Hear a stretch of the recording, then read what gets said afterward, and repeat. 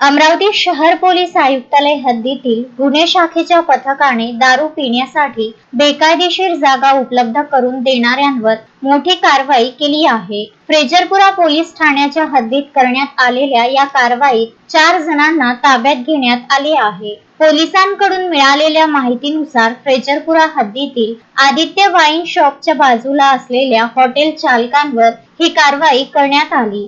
यामध्ये आहान अंडा सेंटर व स्नॅक सेंटर आणि जय गजानन सोडा व स्नॅक सेंटरचे मालक व चालक लोका बैठक व्यवस्था करून दारू पिण्यासाठी जागा उपलब्ध करून देत असल्याचे पोलिसांच्या निदर्शनास आले।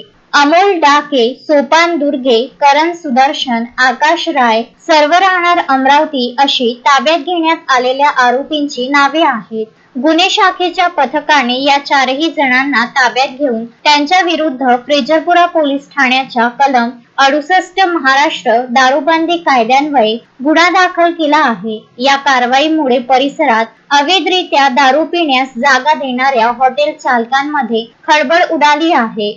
शोएब खान, विदर्भ न्यूज, अमरावती।